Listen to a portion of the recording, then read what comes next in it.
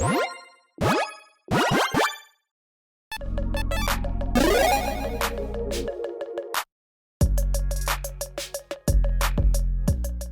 everyone, Mitch coming in from not the Commander's Quarters studio yet again. Welcome back. If you've seen this so far, this is my lovely background.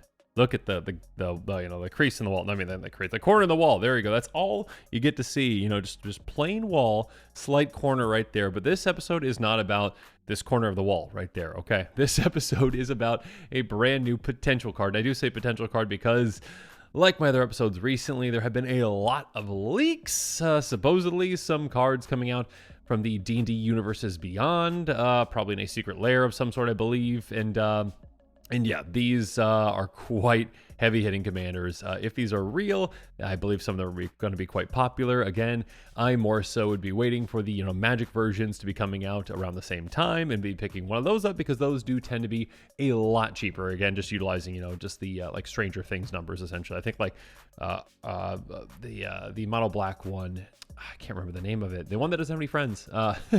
The evil one, essentially. It was like a $20-something card for like the Stranger Things version, and then for like the Magic version was like $1 or $2 or whatnot. So yeah, Argonox, something like that. Let me know in the comments below. I'm messing this up right now, but I am not gonna look it up at this point because right now we're gonna be jumping into, and I'm already gonna mess up this name, Holga. I'm gonna say Holga. It might just be like a sound. It might be Olga, but I'm gonna say Holga. I don't know. Let me know in the comments below how I'm messing all this up. Relentless Ranger. Rager. Let's go. 4/6 human barbarian with haste that costs 4 red. Must be blocked if able. That's some interesting text right there. On top of that, when it attacks, each creature you control attacking a player gets +1/+0 until end of turn for each creature that player controls. Quite interesting. So, hey, first up, whenever Olga attacks, so you need this commander to attack, essentially, right? That's a pretty easy requirement because, yeah, I'm hasty, you can swing right away. And now with this trigger, you can pump your army a ton. It doesn't matter how small your creatures are. Essentially, they can all just be 1/1 goblins or 1/1 thopters or whatnot. But they're swinging out a player that has a lot of creatures, and of course, there are ways to maybe help add to that number. You can just make an absurd amount of power. You can just hit them for an absurd amount of damage again, even with the smallest creature. Again, if you're playing against a token strategy, if someone else has, a bunch of creature tokens in play, and they've got like, oh, look at me, I've got my 20 tokens in play. And you're like, I swing at you with 2 thopters, you're gone. So yeah, you can just hit players for an absurd amount with something like this. Of course, there are ways to take advantage of this trigger and, maybe get it more than once in a turn. And yeah, some really exciting things that you can do with a commander like this. Now, I will say, like I've said in these other episodes, I'm going to take you through the budget buys, cards that are less than $1. I'm going to take you through the pricier picks, cards that are above $1. And I will have the list in the description below, the link to all the cards, essentially, I'm talking about on this episode. And yeah, when a new exciting commander like this one is spoiled, sometimes cards that work well with it go up in price sooner than later. That being said, you might want to wait until this is officially confirmed to be an actual card. Now, in my mind, this seems incredibly legitimate, and I think it's an actual card. It has not been confirmed to my knowledge by WotC yet, so you might want to wait, okay? Now, with all that said, though, let's jump into the budget buys and talk about, what kind of strategy you might have with this kind of a commander, how you might build around it, and yeah, let's jump into it. Here we go. A Crow and Horse is one of the first cards that came to my mind. A fantastically janky, awesome card. A 0/4 horse, because of course it is, that as defender, enters the battlefield, opponent gains control of it. Beginning of your upkeep, each opponent creates a 1/1 white soldier creature token. Now, this one is kind of not misleading, I wouldn't say, but again, since your opponent gains control of it, you are going to be getting one of those tokens, and your other 2 opponents will as well. So you're giving them a horse, so one opponent gets a horse. Cool. Give it to someone who doesn't have sacrifice outlets. That's all I will say. And then this is just basically a generator to make more and more creature tokens for everyone. And again, giving your other opponents more creatures is always going to be a good thing for you because you're going to be able to hit your opponents even harder because they're going to have some creature tokens. So be like, hey, yeah, you've got your little soldiers. Good for you. I'm going to start smacking you for a ton of damage. And of course, the horse counts for something too, right? Next up, we've got Goblin Spymaster, another one that can be a little risky, but we'll talk about some cards in combination that can work really well with this one. 2/1 first strike Goblin Rogue. Beginning of each opponent's end step, they create a 1/1 red Goblin creature token with creatures you control attack each combat if able. So kind of not incentivizing, but forcing combats out of your opponents, essentially. So this can just lead to them some really bad attack situations. There are definitely going to be times where they've got some creatures that they don't want to attack with. Maybe their commander isn't really that powerful when it comes to, power and toughness.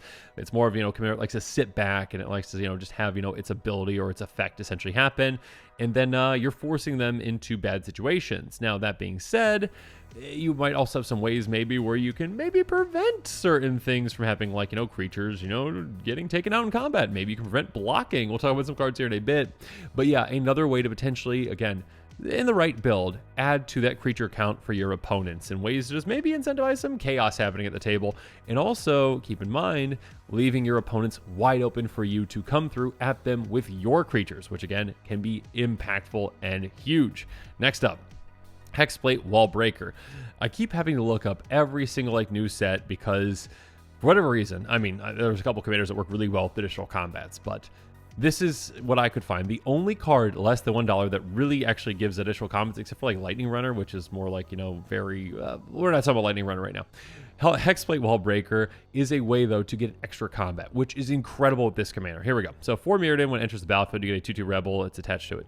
Equipped creature gets +2/+2. Whenever the equipped creature attacks, if it's the first combat phase of the turn, untap each attacking creature after this phase, additional combat phase. Basically, hey, as long as it attacks, you get an extra combat. And you can put this on any of your creatures. It just comes with a creature inherently, which is nice.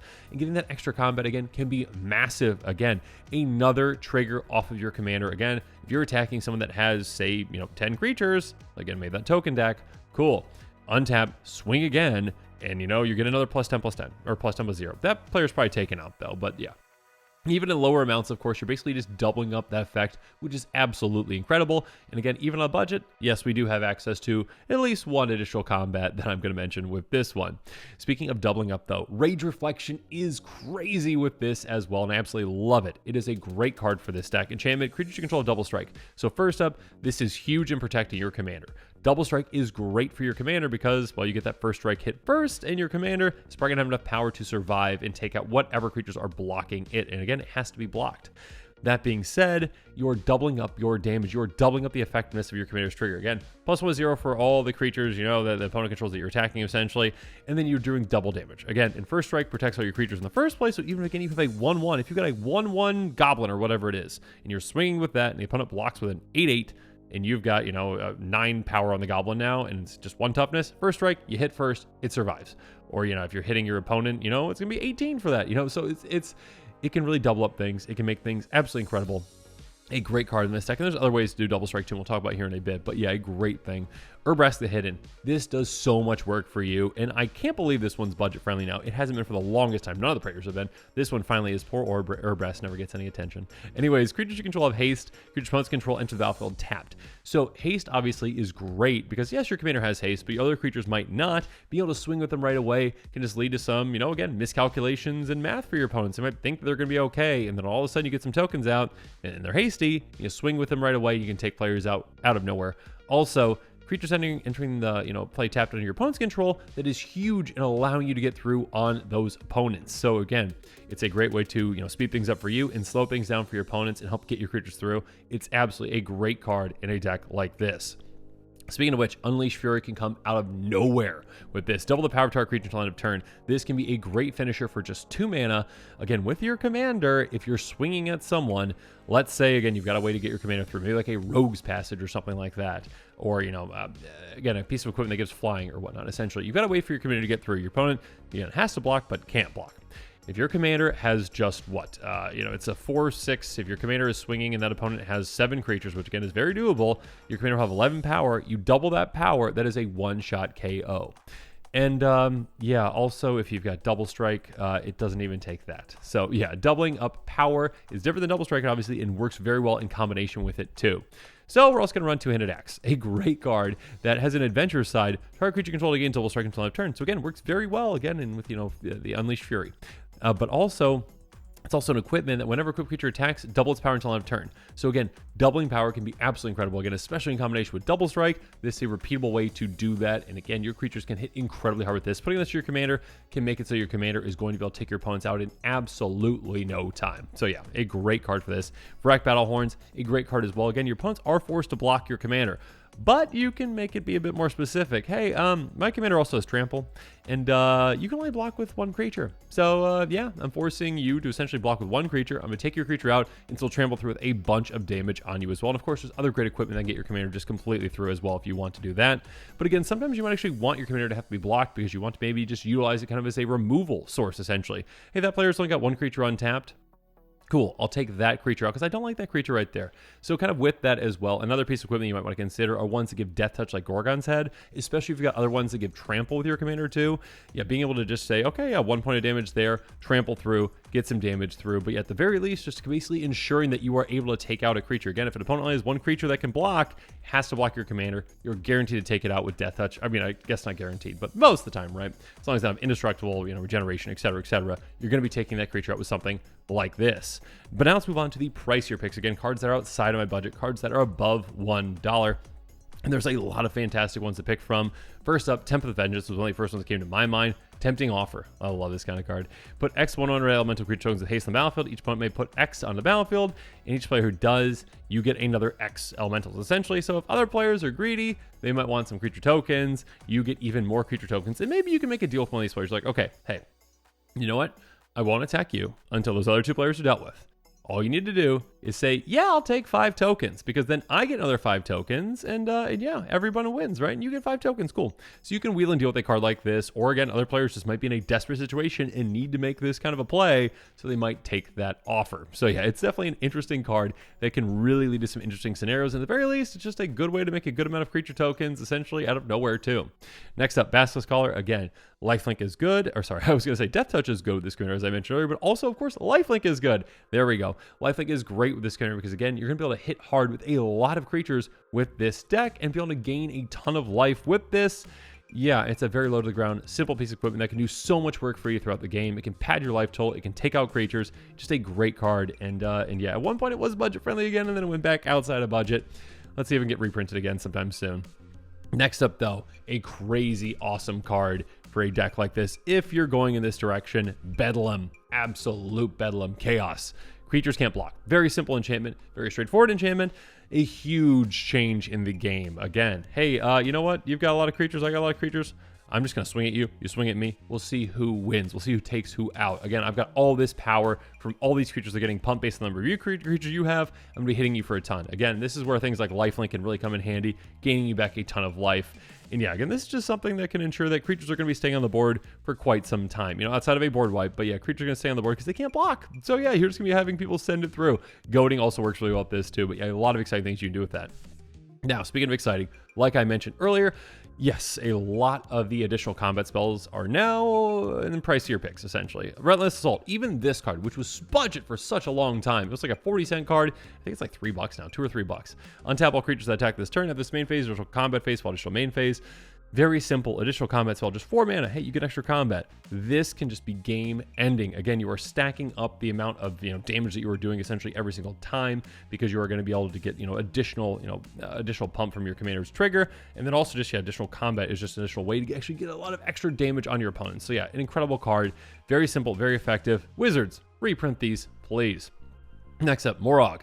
This is basically, oh my goodness, this is just pretty incredible. Each creature you control gets +1/+0 for each time it has attacked this turn. So you're getting an additional pump effect on top of that. And if you got more and more extra combats, you're getting additional attacks. You're getting additional pump. And yeah, this one is saying landfall, whenever a land is developed in your control, it's main phase or additional combat after this main phase. Begin that combat on tap all creatures you control. So basically, hey, landfall, additional combat as well on top of that. So additional pump effect, additional landfall, additional ways to get even more attacks, additional combats, additional triggers from your commander. This is a crazy combination that can work incredibly well. And yeah, you can take opponents out in no time. Port Razor, another way, okay? Deals combat to a player, untap each creature you control. At this combat phase, can't attack a player who's already attacked this turn. Getting trample on this is absurd with a commander like this. Yeah, you can't attack that player that you already attacked. You might have already taken that player out just with that last combat. So swing at someone else, take them out. Then swing with the last player, take them out. Again, getting like a double strike effect with this and trample can just be absolutely absurd. Protect in combat and also get a lot of damage through. And also, make sure you're getting that combat damage through. Or yeah, maybe you're using like a rogue's passage to get this through too. You can have some ways that can make this absolutely incredible with a deck like this. Get multiple extra combats. It's just absolutely crazy. Savage Beating. a great initial combat spell that is a bit flexible. Play it only during your turn, only during combat. Choose one creature you control, gain double strike until on turn, or untap all creatures you control after this main phase, or after this phase, just for combat phase, and you can entwine it. Again, double strike is incredible with this commander. Extra combats are incredible with this commander. This gives you both. So yeah, being able to cast this for 7 mana if you can at instant speed is great and can be a great surprising way to really finish out a game. Yeah, extra combats are just good with this commander. So I'll bring up, I think, just one more. Aggravated Assault, a great one, an oldie but a goodie. Pay 3 red, untap all creatures. Basically, just it's a Relentless Assault, but repeatable essentially for 5 mana. Essentially, just on an enchantment, you can just keep doing it. So if you've got 10 mana, you get 2 extra combats with this, and this can just be a very, very, very powerful thing with a deck like this, with a commander like this. Speaking of which, hey, another enchantment, Berserker's Onslaught. This used to be budget friendly, no longer, unfortunately. Attacking creatures you control have double strike. This is, again, attacking is what we care about. This is the main thing we care about. Again, it's basically a cheaper rage reflection for us. Yeah, it doesn't help us during blocking or whatnot, but who needs to block? We're going to put Bedlam in play anyways and just keep swinging. So yeah, attacking creatures giving double strike. Again, ways to take your opponents out even quicker. Again, you get this down the turn before you get your commander down, you are ready to go. You're ready to take players out. Just absolutely incredible. So yeah, I think this is a very interesting commander. Holga, Relentless Rager. My apologies for probably mispronouncing your name. I think you're a very interesting and exciting commander. I think a lot of players out there are going to be excited about this one. Again, kind of like token donation strategies, giving your opponent's creatures, maybe not allowing creatures to block, having creatures get through in interesting ways, double strike additional combats. There's a lot of interesting things you can do with this commander, a lot of exciting things, and a very aggressive, commander that can really take players out again in the blink of an eye. So I think a lot of players are going to be excited about this one. Again, if you are one of those players, make sure you check out that card list link in the description below. Maybe hold off on a little bit until this is confirmed to be an actual card before picking up some of those cards. But yeah, maybe bookmark that. Also, make sure you're staying to this channel for even more exciting quick takes and spoilers and probably more leaks coming out. And yeah, as always, thanks again and have a good one. This show and episodes like this one are possible thanks to viewers like you. If you're looking for an easy way to help support this show, make sure that you like, share, and subscribe. Also, hit that bell notification icon so you don't miss any new episodes. You can also go check out our playmats and other merchandise at thecommandersquarters.com. We also have a ton of brand new t-shirt designs in stock, so make sure you check out those as well. Another easy way to support this show is with our TCG Player affiliate links. So whether you're buying a deck or individual cards, you can use this general link right here or one in the description. And the final way that you can support this show is by supporting us directly by becoming a patron. There are many benefits to being a patron, and I truly couldn't do this without all of their support.